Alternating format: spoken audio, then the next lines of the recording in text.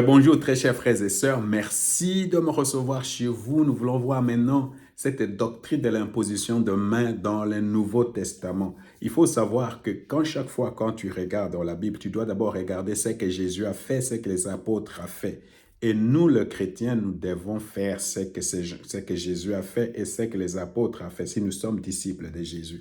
Alors, je vais te demander de t'abonner, d'inviter quelqu'un à s'abonner, de donner quelques likes ou même faire un peu de commentaires et même de nous soutenir financièrement ou par la prière. Que le Seigneur vous bénisse.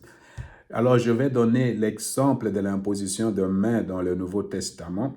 Exemple d'abord de Jésus-Christ, des apôtres, et puis l'ordre aux disciples de suivre l'exemple de Jésus-Christ en imposant les mains. Tu sais ce que je vais faire maintenant? Je vais d'abord lire et vous montrer que la façon dont Jésus vraiment priait, la meilleure façon, ou comment je peux dire, le moyen par lequel Jésus vraiment guérissait le plus de gens, c'était par imposition de main.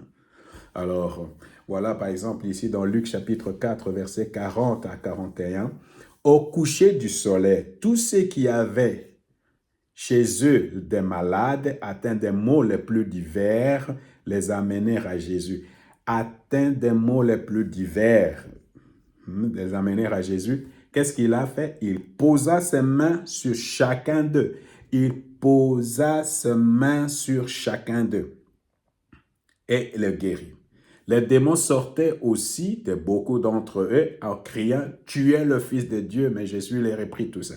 Alors vous voyez, les malades viennent et qu'est-ce qui se passe? Jésus impose les mains. Imagine-toi, peut-être il y avait 1000 personnes, 2000 personnes, 3000 personnes, 500 personnes et chaque personne a reçu une touche de Jésus-Christ. Il a mis sa main pour chacun. Alors, il y a quelque chose que tu vas remarquer quand tu vas commencer à prier pour les malades ou à chasser les démons. Chaque fois, souvent, pour qu'une personne soit guérie, il faut peut-être qu'un démon parte. Ou quelquefois, pour que la personne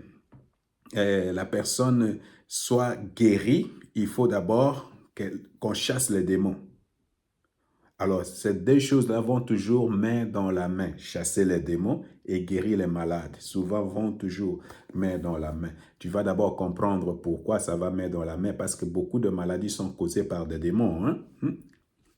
Alors, la Bible dit dans Luc chapitre 13, versets 11 à 14, « Il s'y trouvait une femme qui, depuis 18 ans, était sous l'emprise d'un esprit qui la rendait infirme. Elle était voûtée et n'arrivait absolument pas à se redresser. Lorsque Jésus la vit, il l'appela et lui dit, « Femme, tu es délivrée de ton infirmité. » Ça, c'est une parole que Jésus parlait, une parole de guérison. Alors, après avoir parlé la parole de guérison, il posa ses mains sur elle et immédiatement, elle se redressa et s'est mise à louer Dieu. Alors, vous comprenez que tout à coup, cette femme-là qui était malade, complètement couvée ou voûtée, complètement, Jésus d'abord a parlé, lui a dit une parole de guérison. Et après, il a imposé ses deux mains.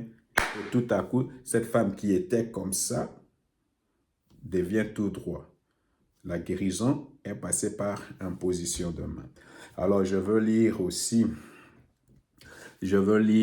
Matthieu chapitre 9, verset 18. Tu peux lire cette histoire aussi dans Marc chapitre 5, verset 23. Pendant que Jésus leur disait cela, un responsable juif arriva, se prosternant devant lui, se prosterner. Ça, c'est une expression de l'adoration. Il adore, il reconnaît que Jésus est Seigneur, il adore, et puis quelque chose se passe, et puis il vient lui demander, viens chez moi, hein, ma fille vient de mourir, mais viens lui imposer les mains et elle revivra. Donc, je ne sais pas d'où ces gens savaient que Jésus impose les mains. C'est qu'ils ont vu Jésus en train d'imposer les mains.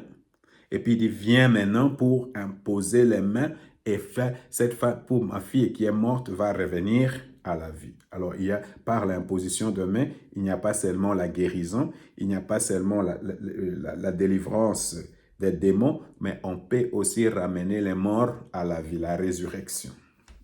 Alors, dans Marc chapitre 6, verset 5, il n'est pu accomplir là aucun miracle. Sinon, qu'est-ce que la Bible dit? Il n'est pu accomplir là-bas aucun miracle. Sinon, il imposa seulement les mains à quelques personnes qu'il a guéries. Ça, c'est quand il était à Capernaum.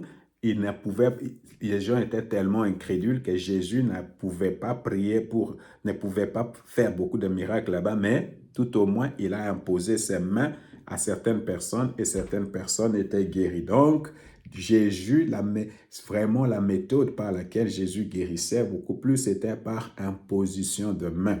Si Jésus imposait les mains aux malades et tu dis tu es un disciple de Jésus-Christ, combien de gens, combien de fois es-tu en train d'imposer les mains aux gens?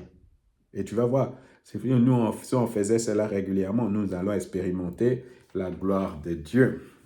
Alors maintenant, dans Matthieu chapitre 19, verset 13 à 15, là nous voyons qu'on appelle des petits enfants et Jésus était en train d'imposer ses mains sur les petits enfants. Alors, il ne faut jamais repousser les petits enfants chez toi. Il faut prier pour eux, il faut imposer leurs mains. Nous, chrétiens, on ne baptise pas les enfants, on les bénit. Comment on les bénit? En imposant les mains. C'est ce que je dois peut-être dire à une maman ou à un frère, à un soeur. Si cet enfant-là est malade, ton enfant est malade, hein, avant de l'amener à l'hôpital, impose tes mains et demande la guérison. Si tu peux bénir ton enfant, tu comprends? Si nous qui sommes parents, nous pouvons bénir nos enfants, nous pouvons leur imposer les mains, nous pouvons demander la guérison.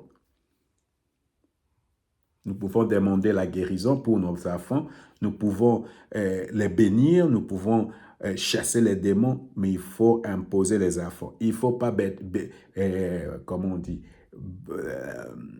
baptiser les enfants, ça n'a pas de sens. Dans Marc chapitre 5, versets 27 à 28, elle avait entendu parler de Jésus et dans la foule, elle s'était approchée, c'est la femme à la perte de sang, la femme qui avait une maladie chronique. Alors, de lui par derrière et avait touché son vêtement. J'avais parlé touché. Cette femme-là touché seulement Jésus. Une puissance est sortie de Jésus et la femme était guérie. Alors nous voyons ça, Jésus n'a pas directement imposé les mains, mais avait contact par les habits, n'est-ce pas? Touché. Alors, dans Marc chapitre 7, versets 32 à 33, on lui amena un sourd qui avait du mal à parler et on lui pria de lui imposer les mains. Là aussi, Jésus, pour ces sourds-là et les muets, Jésus a fait quoi? A imposé les mains pour qu'ils soient guéris. Je vais finir avec Marc chapitre 8, versets 22 à 25. Ils arrivèrent à Bethsaïda. On amena un aveugle à Jésus et on lui supplia de toucher Jésus. J'ai parlé de toucher. On lui supplia de quoi? De toucher. Imposer les mains, c'est toucher. C'est un geste tout naturel de toucher. Alors Jésus prit l'aveugle par la main et les conduisit hors du village, qui lui mouilla les yeux avec sa salive, lui imposa la main et lui demanda, est-ce que tu vois quelque chose? Ici, je vais dire à propos de cette histoire, parce que beaucoup de gens, quand on prie pour les malades, on croit que toutes les guérisons sont instantanées. Moi, j'ai déjà vu des guérisons instantanées. Maintes fois, j'ai vécu des guérisons instantanées dans mon ministère où j'impose les mains, quelqu'un se tord de douleur et à quelques secondes seulement, tout est parti. J'ai vécu ça. Mais la majorité des miracles ne se passent pas de façon instantanée. Hein? Jésus lui-même ici, si Jésus peut prier 2-3 fois pour une personne, qui es-tu pour prier seulement une fois? Ça veut dire que quelquefois, certains miracles ne vont pas se passer toujours instantanés. Certaines guérisons ne vont pas se passer instantanées, mais ça va se passer après 1 mois, après 2 mois, après 3 mois, après 1 année. Mais ce n'est pas parce que ça ne s'est pas manifesté maintenant que ton imposition de main n'a pas produit d'effet. Alors, je vais vous encourager à prier pour les malades, à chasser les démons, à bénir les enfants, parce que Jésus a fait la même chose. Comment il a fait? Par imposition de main. Que le Seigneur vous bénisse.